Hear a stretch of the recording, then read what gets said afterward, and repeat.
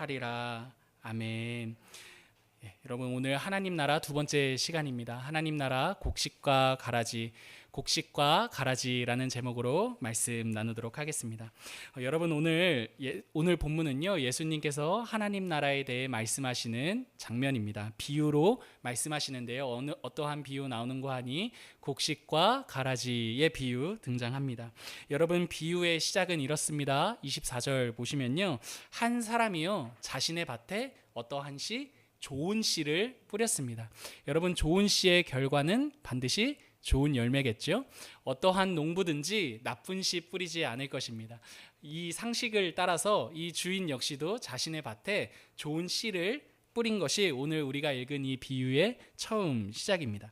여러분, 여기까지는 굉장히 상식적이고 무난한데요, 바로 이어서 이 상식적이고 무난한 비유에 한 가지 문제가 등장해요.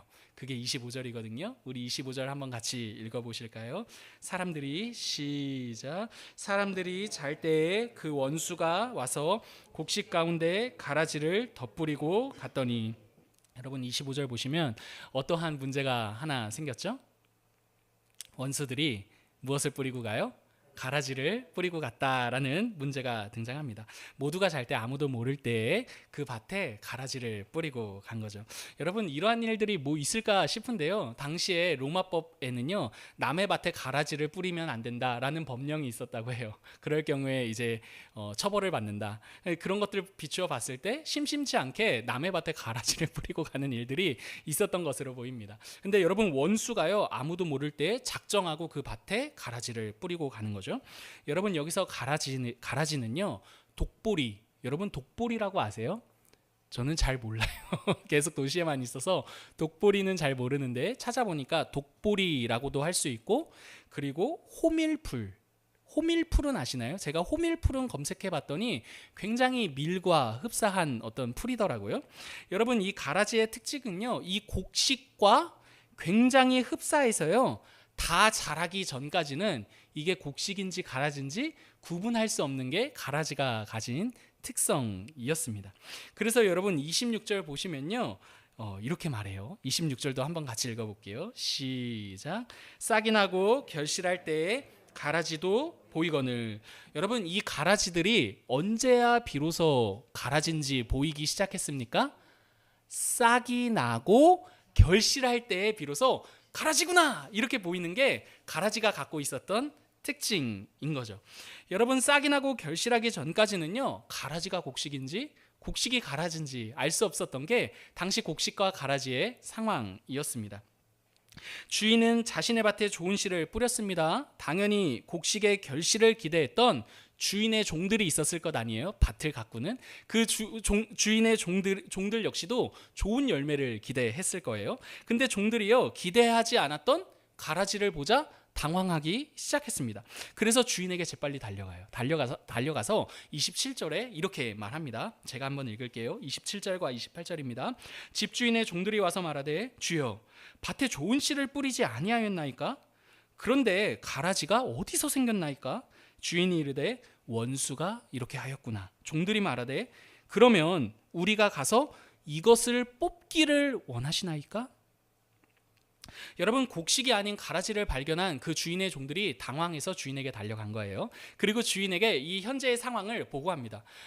주인님, 지금 좋은 씨 뿌리지 않으셨습니까? 그런데 그 밭을 보니까 좋은 씨가 맺어야 할 이 곡식이 아니라 무엇이 맺혔다고요? 가라지가 맺혔습니다. 이렇게 막 이야기하는 게 이 주인의 종들의 반응인 거죠. 그리고 주인의 종들이 이어서 이렇게 말합니다. 주인이여, 말만 하소서. 뽑기를 원하십니까? 이 가라지들 다 뽑아버릴까요? 이렇게 이제 말하는 게 이 종들의 반응인 거죠. 여러분, 여기까지 이 종들의 반응 본다면 굉장히 상식적이라는 것을 알 수가 있습니다. 여러분, 어느 밭을 가꾸는 사람이 가라지를 보고 가만히 있겠냐는 말이죠. 굉장히 상식적인 반응인 거죠. 여러분, 농사를 지을 때요, 밭에 있는 잡초들을 제거하지 않는다면 그 밭에 풍성한 곡식을 기대할 수 있습니까? 없습니까? 기대할 수 없을 것입니다. 여러분, 제가 이전 설교 때 나누었듯이요, 제가 중국에서 1년 동안 있으면서 농사를 지었습니다. 다양한 굉장히 큰 넓은 농장에서 농사를 지었어요. 굉장히 다양한 작물들을 대했죠. 농사를 해보니까요, 별게 없어요. 심고 나서 하는 일은요, 심은 다음에 자라는 거는요, 흙이 좋으냐, 자연 기후와 이 알아서 자랍니다. 근데 사람이 해야 될 정말 중요한 일이 무엇인가 하니까 잡초를 제거하고 비료를 주는 일. 여러분, 이게 농사꾼에게 굉장히 중요한 일이라는 걸 1년 동안 농사 지으면서 배웠습니다. 잡초를 제거해야 곡식이 맺는 열매가 풍성해지는 거죠. 잡초는요, 여러분, 가라지는요, 곡식이 풍성한 열매를 맺는 것을 방해하는 방해꾼입니다. 그러므로 오늘 본문 속에서 종들이 그 곡식 사이에 자라난 가라지를 보고 그 가라지를 뽑겠다라고 말하는 것은요, 굉장히 자연스럽고 상식적인 반응입니다. 모두가 쉽게 이해할 수 있는 반응이고 누가 보아도 상식적이고 동의할 수 있는 반응인 거죠. 가라지를 얼른 제거해야 곡식이 풍성한 열매를 맺을 수 있기 때문입니다. 곡식의 수확량을 기대한다면요, 당연히 종들의 반응과 같이 가라지를 뽑아야 한다는 거죠. 때문에 여러분, 집주인 입장에서도요, 사실은 이런 종들의 반응에 동의해야 옳을 것 같습니다. 주인님 가라지 좀 뽑아버릴까요? 이러면 주인의 반응이 야, 그래, 뽑자, 이래야 상식 아니겠냐는 말입니다. 근데 여러분, 주인의 반응이요, 또 한 번 더 우리가 생각지 못한 반응을 냅니다. 29절과 30절 같이 한번 읽어볼게요. 시작. 주인이 이르되 가만두라. 가라지를 뽑다가 곡식까지 뽑을까 염려하노라. 둘 다 추수 때까지 함께 자라게 두라. 추수 때에 내가 추수꾼들에게 말하기를 가라지는 먼저 거두어 불사르게 단으로 묶고 곡식은 모아 내 곡간에 넣으라 하리라. 여러분 보세요. 29절과 30절 속에 등장하는 이 집주인의 반응이 어떻습니까? 여러분, 우리의 상식에는요, 마땅히 가라지를 뽑자라고 말해야 일반일 것 같은데 오히려 주인의 반응은 전혀 다르죠. 뭐라고 말합니까? 가라지를 가만두라, 이렇게 말하는 게 오늘 지금 집주인의 반응입니다. 우리와의 상식과는 전혀 다른 이 주인의 반응이요, 사실은 오늘 본문에서 굉장히 중요한 장면이 됩니다. 왜냐하면 오늘 비유의 초점은요, 이 주인의 반응에 있기 때문입니다. 여러분, 오늘 비유의 처음 시작에서 한번 처음 시작을 보세요. 오늘 비유의 처음 시작인 24절 한번 보시면요, 여러분, 이 비유는 어떠한 하나님 나라를 무엇과 같다라고 말하고 있습니까? 24절 보십시오. 천국은 무엇과 같대요? 좋은 씨를 제밭에 뿌린 사람과 같다라고 말하고 있죠. 여러분, 이게 무슨 말이냐 하냐면요, 오늘 비유의 초점, 오늘 비유가 관심 갖는 것은요, 좋은 씨를 자신의 밭에 뿌린 이 주인의 이 반응, 이 주인에 있다라는 사실입니다. 여러분, 오늘 우리가 함께 읽은 이 하나님 나라의 비유는요, 곡식과 가라지에 대한 주인의 반응에 초점이 있는 비유입니다. 여러분, 예수님께서 천국을 설명하시면서요, 곡식과 가라지에 대한 집주인의 반응이 곧 하나님의 다스리는 나라, 하나님의 통치함을 받는 나라, 천국과 같다라고 말씀하시는 게 오늘 비유가 말하는 내용이라는 말입니다. 여러분, 때문에 오늘 비유를 이해하기 위해서는요, 이 집주인의 반응을 계속해서 집중해 보아야 합니다. 여러분, 오늘 집주인의 반응이 어떠했죠? 집주인의 반응을 살펴보려면요, 집주인의 반응은 종들의 반응으로부터 시작되었기 때문에 종들의 반응이 어떠했는지를 살펴보아야 합니다. 여러분, 종들의 반응을 보면요, 28절 보십시오. 종들의 반응이 등장합니다. 종들의 반응을 보면요, 종들은 가라지를 보았을 때 가라지를 어떻게 하자고 말합니까? 가라지를 뽑자라고 말합니다. 가라지를 뽑고 그 가라지를 곡식으로부터 정리하는 게 옳다라고 여기는 게 이 종들의 반응이라는 것을 알 수가 있습니다. 여러분, 이 반응은요, 굉장히 지극히 상식적인 반응이죠. 그 누구도 밭에 자라난 잡초를 보거나 가라지를 보고서 가만두자라고 말할 수 있는 사람은 없을 것이기 때문입니다.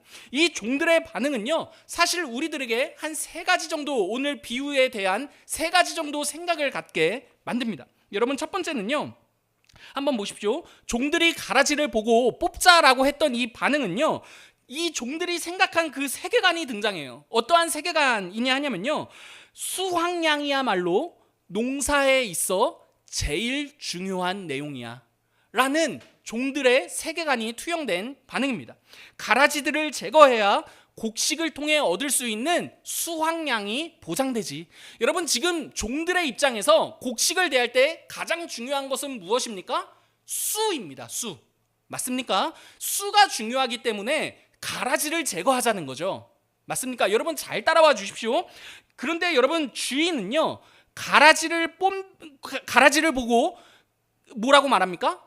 가만두라라고 말하죠. 여러분, 주인이 관심을 두고 있는 것은 곡식을 통해 얻고자 하는 데 있어서 주인이 관심을 두는 것은 곡식을 통해 얻는 수가 아니라 곡식 그 자체라는 것을 알 수가 있습니다. 여러분, 이게 무슨 말이냐면 계속 들어보십시오. 여러분, 이 본문은요, 비유입니다. 여기서 여러분 주인은요, 하나님이시겠죠. 여러분, 하나님께서 관심을 두시는 것은요, 바로 우리 자신입니다. 여러분, 하나님께서는요, 우리가 만들어낸 수에 관심을 두시는 것이 아니라 우리 자체에 관심을 두신다는 말입니다. 여러분, 하나님께서요, 우리가 만들어낸 수에 관심을 두시는 분이 아니라 우리 자체의 존재 자체에 관심을 두신다는 것은요, 오늘을 사는 우리들에게 굉장한 위로가 됩니다. 왜냐하냐면요, 여러분, 우리가 사는 이 세상은요, 우리가 만들어낸 수와 우리를 통해 얻을 수 있는 수에만 관심을 갖기 때문입니다. 여러분, 우리가 직접적으로 경험하며 사는지는 몰라도요, 우리가 사는 세상은요, 그 사람에게 지불된 그 금액만큼 손해를 보지 않고 모든 것을 뽑아내려는 세상입니다. 그 사람이 만들어낼 수 있는 수를 원하는 게 이 세상이라는 말입니다. 여러분, 계속해서 조금만 더 따라와 주세요. 여러분, 그래서 우리 사회에서 한때 한창 유행했던 말이요, 워라벨이라는 말 있었습니다. 워라벨. 여러분, 워크와 라이프, 일과 삶과 밸런스, 이 줄여서 워라벨이거든요.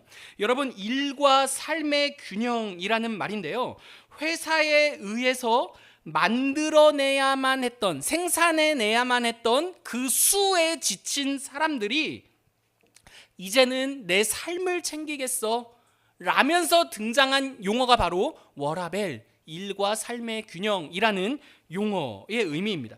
여러분, 이처럼 우리는요, 우리를 수로 보고 수로 대하고 우리가 만들 수 있는 수에만 집착하는 대상을 보면서 불편해합니다. 그렇기 때문에 여러분, 하나님께서 우리를 보실 때 수에, 우리가 만들 수 있는 수에 관심을 두시는 것이 아니라 우리라는 존재에 관심을 두신다는 이 사실은요, 우리들에게 있어서 복음입니다. 하나님의 통치를 받는 것은요, 분명 이 세상의 통치를 받는 것보다 더 낫다라는 말이죠. 여러분, 이 세상의 통치를 받는다면요, 이 세상은 우리로 하여금 계속해서 수를 생산해내라고 합니다. 계속해서 만들어낼 수 있는 무엇인가, 생산해낼 수 있는 무엇인가를 우리에게 요구하는 것이죠. 여러분, 이 세상의 통치와 다스림을 받는 사람들은요, 끊임없이 생산하기 위해 살아갑니다. 여러분, 성경을 보시면 애굽에서 이스라엘 백성들이 노예 생활을 하죠. 여러분, 그 삶이 왜 비극적입니까? 바로를 위해 여러분, 끊임없이 생산해야 되는 삶을 살았던 게 이스라엘의 삶이었던 거죠. 여러분, 이거는 하나의 유비입니다. 여러분, 우리가 사는 세상은요, 바로의 통치 아래 있죠.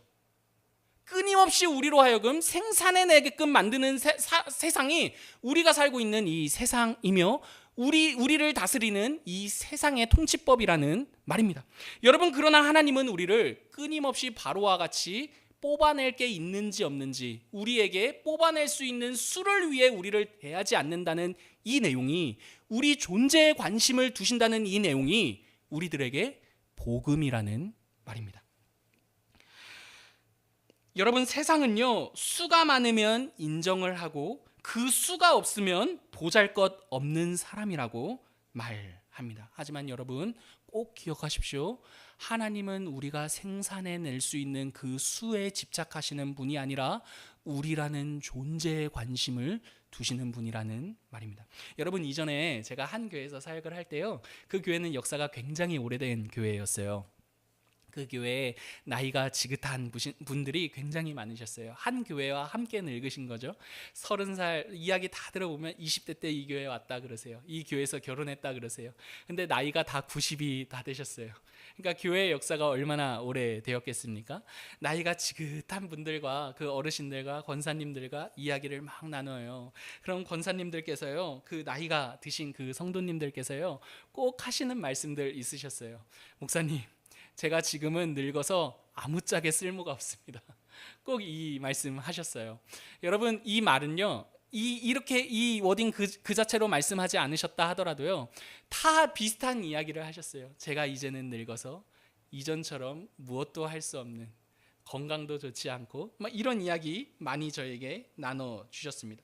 여러분, 근데 곰곰이 한번 생각해 보십시오.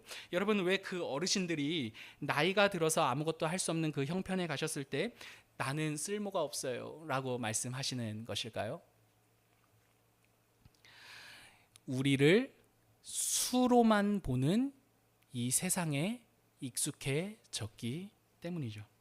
여러분, 수로만 보는 이 세상 한복판에서요, 그 수로만 보는 세상의 관점으로 나를 볼 때 나는 더 이상 쓸모가 있습니까? 없습니까?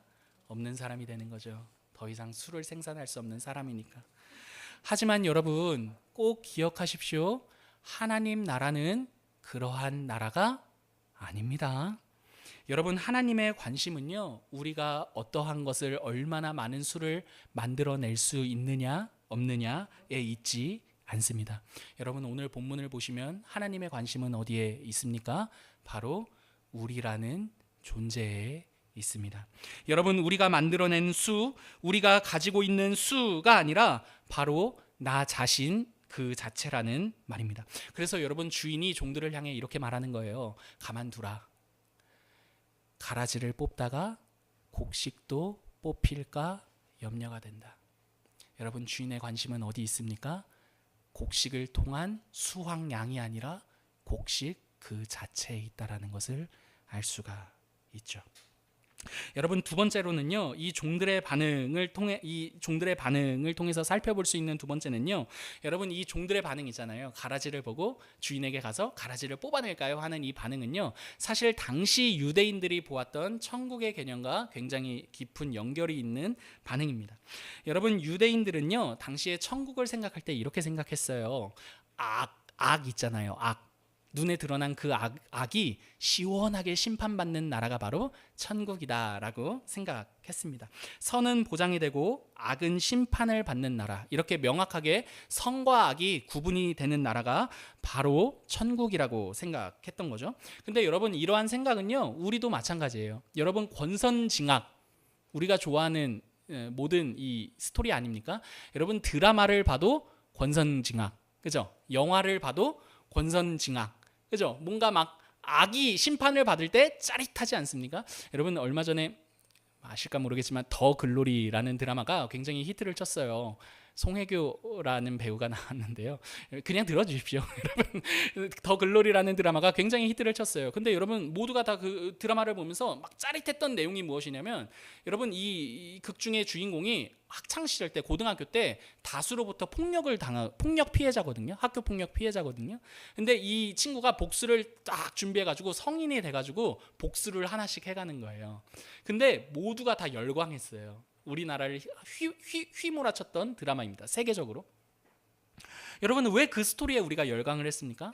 이 선과 악의 이 선이 명확하게 드러났기 때문입니다. 뭔가 우리가 지지하는 그 선이 악을 이렇게 막 악에게 심판을 내릴 때 그 짜릿한 거죠. 그 내용과 그 이야기들이. 여러분, 이렇게 유대인뿐만 아니라 사실은 우리 마음 가운데서도 이 선과 악이 명확하게 구분짓는 그 나라와 그 상황은요, 모두가 동경하고 바라는 나라이며 상황입니다. 이렇게 악이 심판받아야 속이 시원한 나라가 바로 유대인들이 이해한 천국이었던 거죠. 이렇게 유대인들이 가졌던 천국에 대한 그 반응을요, 이 비유 속 종들의 반응 안에 담아 두었던 거예요. 곡식이라는 선을 위해 가라지라는 악을 제거할까요? 라는 이 반응인 거죠. 가라지를 뽑으면서 악이 심판당하는 그 짜릿함을 맛봐야 하는 게 당시 유대인들이 가졌던 천국에 대한 이해였던 겁니다. 여러분, 분명 하나님의 나라는요, 하나님께서 선을 이렇게 보장하시면서 악을 심판하는 나라입니다. 하지만 오늘 비유를 통해서 생각해 볼 때요, 그러한 심판이 우리가 생각하는 당장에 속 시원하게 드러나는 장면은 아닌 거죠. 왜냐하면 집주인은요, 종들과 달리 그 가라지를 무엇하시기 때문에? 인내하시기 때문입니다. 여러분, 하나님 나라는 인내의 나라인 거죠. 여러분, 이러한 인내가요, 만들어내는 게 두 가지 있어요. 첫 번째는요, 가라지에 대한 분명한 심판이에요. 이는 이후에 예수님께서 이 비유를 따로 설명하시는 장면에서 더욱 구체적으로 등장하게 되는데요, 예수님께서 제자들에게 이 비유를 이후에 더 구체적으로 설명하시면서요, 이렇게 말씀하세요. 불법을 행하는 자들, 그 가라지는 어떻게 할 것이다? 풀무불에 던져 넣을 거야. 이렇게 말씀하시는 것으로 보아 이 하나님께서 가라지를 향한 인내는요, 더욱더 분명한 심판을 말하고 있다라는 것을 알 수가 있습니다. 여러분, 중요한 것은 이 악에 대한 심판, 이 인내가요, 우리들에게 어떠한 의미를 갖느냐라는 것입니다. 여러분, 이렇게 하나님께서 악을 보시고 인내하신다라는 것은 반드시 심판하신다라는 또 다른 의미라고 말했죠. 여러분, 이 심판이 있다라는 이 사실은요, 우리로 하여금 선을 행하는 데 있어 더 큰 동력을 만들어낸다는 것을 알 수가 있어요.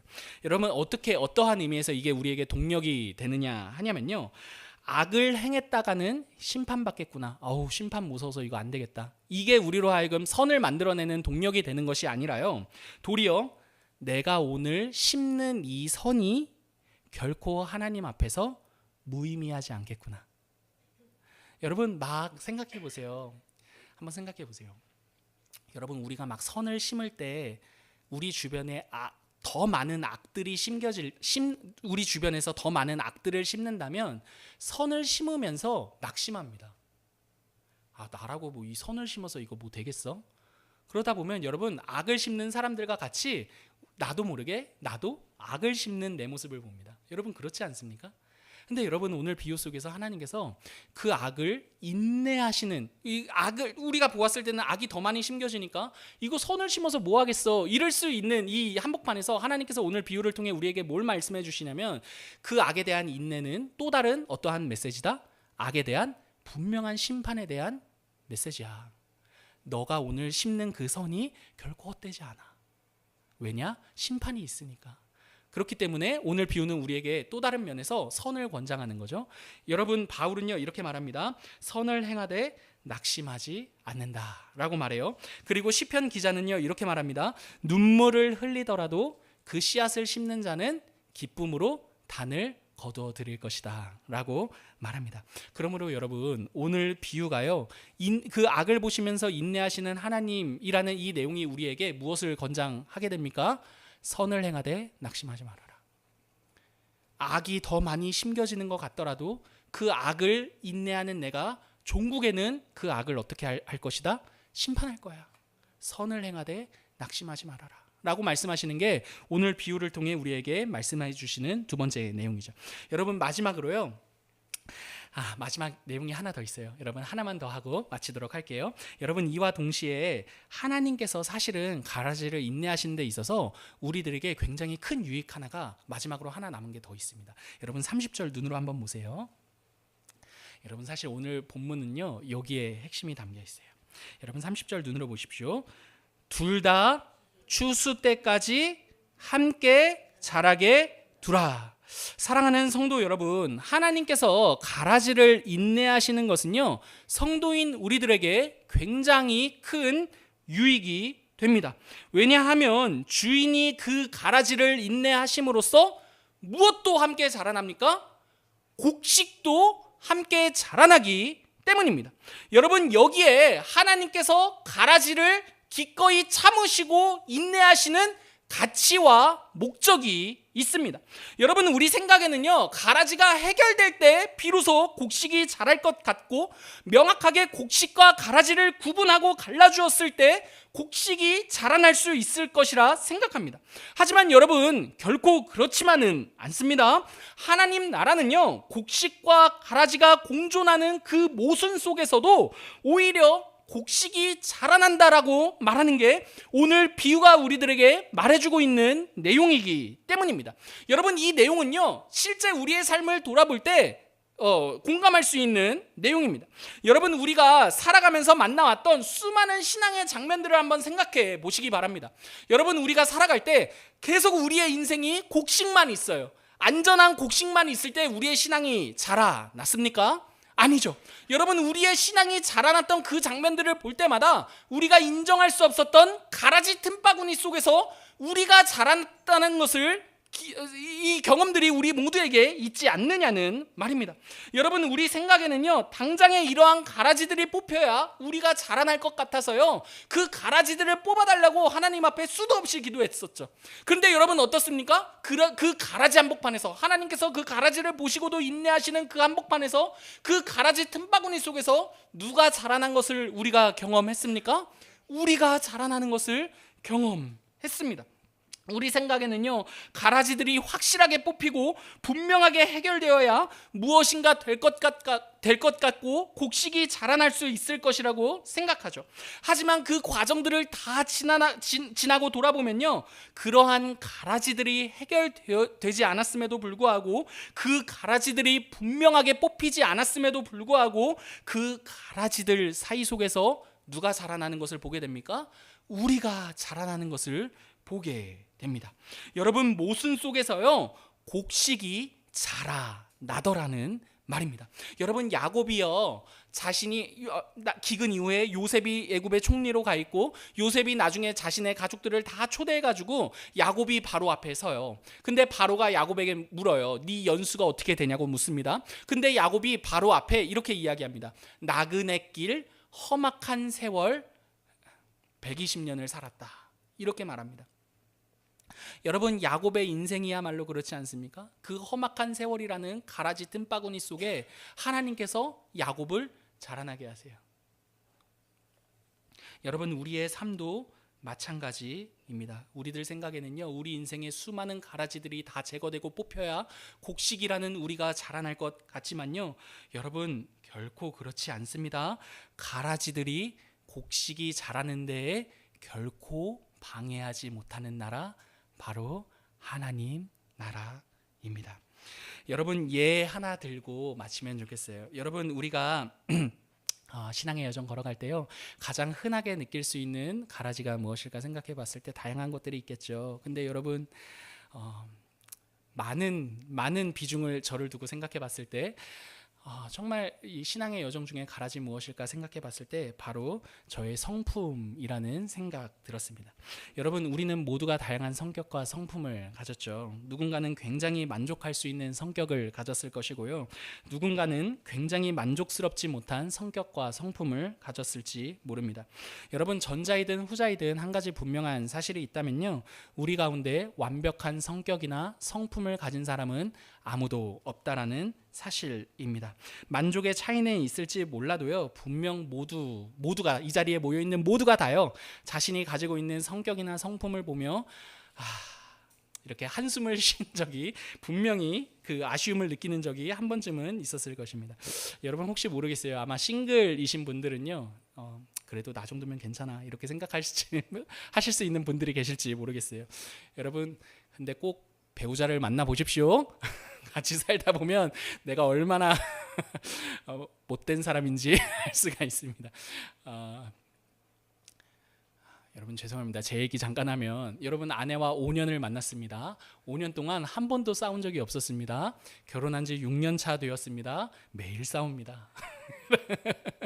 누군가 제 아내에게 물어봤습니다. 목사님 너무 좋으시고, 죄송합니다, 그냥 하는 말이겠죠. 목사님 너무 좋으시고 너무 사모님 좋으시겠어요? 이랬더니 아내가 같이 살아보세요. 이러면서 같이 살아보세요. 여러분, 누구나 그렇지 않겠습니까? 여러분, 이게 뭐 누구 흉보자고 하는 얘기가 아니라요, 그 누구도 여러분 이 우리의 성격과 성품으로부터 자유로울 수 있는 사람 아무도 없을 것입니다. 그런데 여러분, 이렇게 만족할 수 없는 우리의 성격과 성품, 이 가라지 속에 무엇이 자라납니까? 우리의 신앙이 자라납니다. 여러분, 어떻게 자라나느냐 하냐면요, 그리스도께서 우리를 위해 보이신 그 사랑으로 자라납니다. 여러분, 예수님께서는요, 단순히 우리의 성품을 위해, 성품을 좋게 하시기 위해 이 땅에 오신 것은 아니에요. 그분의 관심은 바로 우리 자신입니다. 때문에 예수님은요, 우리의 성품이 어떠하든지 간에 우리가 가지고 있는 그 모든 최악을 자신이 대신하시고요, 자신이 가져가시고요, 자신의 모든 최선을 우리에게 열매로 안겨주신 분이시죠. 이게 예수님께서 우리에게 보이신 사랑입니다. 여러분, 이 사랑이요, 우리의 참 가라지와 같은 이 성격과 성품에 매몰되지 않고요, 도리어 이 틈바구니 속에 이 가라지와 같은 우리의 성격과 성품이라는 이 틈바구니 속에서 우리라는 인격을 자라나게 합니다. 때문에 여러분, 우리는 우리가 가진 가라지들을 보며 낙심하지 않을 수 있죠. 제가 성격과 성품을 예를 들어 말했긴 했지만요, 여러분, 아마 우리는 우리 주변에 다 이루 말할 수 없는 우리 안에 가라지 하나쯤은 다 가지고 계실 것입니다. 마치 우리의 성장과 우리의 인생을 다 망쳤어 라고 말할 수 있는 그 가라지 말입니다. 여러분, 어떠한 가라지가 있으세요? 나의 어떤 약점이라는 가라지가 될 수 있을 것 약점이라는 가라지가 있을 수 있을 것 같고, 부끄러운 과거라는 가라지가 있을 수 있을 것 같습니다. 하지만 여러분, 꼭 기억하시기 바랍니다. 그 약점과 그 부끄러운 과거가, 그 가라지가 우리라는 곡식이 자라나는데 결코 방해할 수 없다라는 이 사실을 말입니다. 여러분, 가라지 틈바구니에서 무엇이 자라납니까? 곡식도 함께 자라납니다. 그리스도의 사랑이 바로 그 가라지 한복판에 있는 곡식을 향해 쏟아 부어졌기 때문이죠. 여러분, 예수님은요, 우리가 가진 그 가라지의 모든 근원을 자신이 가져가시고 우리에게 가장 좋은 곡식을 안겨주신 분이십니다. 그게 십자가와 부활이죠. 여러분, 십자가의 의미가 무엇입니까?